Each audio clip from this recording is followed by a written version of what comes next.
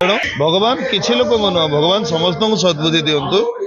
ଆଉ ସମୟ ସେଠି ନାହିଁ ଯେ ଆମେ ଆର ଗୋଡ଼ ଟାଣିବା ତାର ଗୋଡ଼ ଟାଣିବା। ଯାଜପୁରରୁ ଖାଲି ବିବାଦ ହେଇନଥିଲା, ଯାଜପୁର ମାଟିରୁ ମୋ ଯାତ୍ରା ଜଗତରେ ଗୋଟେ ସ୍ୱତନ୍ତ୍ର ପରିଚୟ ପାଇଥିଲି ଏଇ ଯାଜପୁର ମାଟିର ପାର୍ଟି ଯାତ୍ରା ସମ୍ରାଟ ତୁଳସୀ ଗଣନାଟ୍ୟ।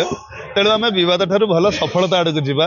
ଏଇ ବିରଜା ମାଙ୍କ ମାଟି ସଫଳତା ଦେଇଛି, ବିବାଦ ବି ଦେଇଛି, ତେଣୁ ସବୁକୁ ଗ୍ରହଣ କରିକି ଆଗେଇ ଯିବା। ଗୋଟେ କଳାକାର ସବୁବେଳେ ଚାହେଁ ତାଙ୍କ ଦର୍ଶକ ମାନଙ୍କର ଭଲ ପାଇବା ଆଶୀର୍ବାଦ, ଆଉ ଯେତେବେଳେ ସେଇଟା ମିଳେ ତ ନିହାତି ଖୁସି ଲାଗେ। ଦର୍ଶକ ମାନଙ୍କୁ କହିବାର ତ ଆମର କିଛି ନାହିଁ, ବାସ୍ ସିଏ କହିବେ ଆମେ ଶୁଣିବୁ, ଏଇଟା ହଉଛି ଆମ କର୍ତ୍ତବ୍ୟ। ବାସ୍ ଧନ୍ୟବାଦ ଦେବି ଯେ ଏତେ ମାତ୍ରାରେ ଆସିକି ଦେଖୁଛୁ।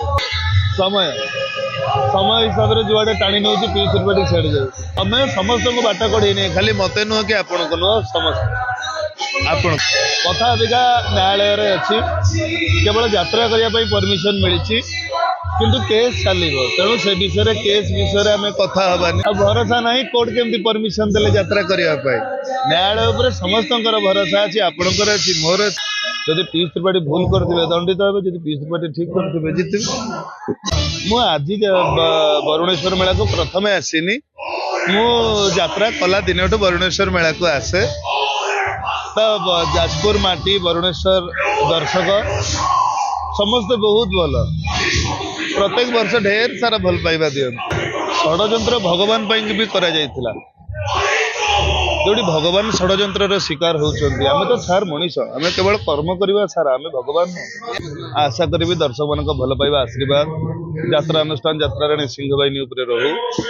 ନାଟକ ଦେଖନ୍ତୁ, ଭଲ ଲାଗିଲେ ମନ୍ତବ୍ୟ ଦିଅନ୍ତୁ, ଖରାପ ଲାଗିଲେ ମଧ୍ୟ ମନ୍ତବ୍ୟ ଦିଅନ୍ତୁ, କାହିଁକି ନା ଦର୍ଶକଙ୍କ ପାଇଁ ଭଲ ନାଟକ ତିଆରି କରିବା ଆମର କର୍ତ୍ତବ୍ୟ, ଦାୟିତ୍ୱ। ତେଣୁ ଭଗବାନ କିଛି ଲୋକଙ୍କୁ ନୁହଁ, ଭଗବାନ ସମସ୍ତଙ୍କୁ ସଦ୍ବୁଦ୍ଧି ଦିଅନ୍ତୁ। ଆଉ ସମୟ ସେଠି ନାହିଁ ଯେ ଆମେ ଆର ଗୋଡ଼ ଟାଣିବା ତାର ଗୋଡ଼ ଟାଣିବା। ହାତ ଧରା ଧରି ଆଗକୁ ନ ଗଲେ ସବୁ କିଛି ନଷ୍ଟ ହେଇଯିବ। ନା, ଏଥିରେ ଆଲୋଚନା କରିବାର କୌଣସି କଥା ହିଁ ନଥିଲା, କାହିଁକି ନା କଥା ନ୍ୟାୟାଳୟରେ ପହଞ୍ଚିଥିଲା। ମାନ୍ୟବର ଅଦାଲତ ଯେତେବେଳେ ନିଷ୍ପତ୍ତି ନେବେ ଆଉ ବସିବାରେ କୌଣସି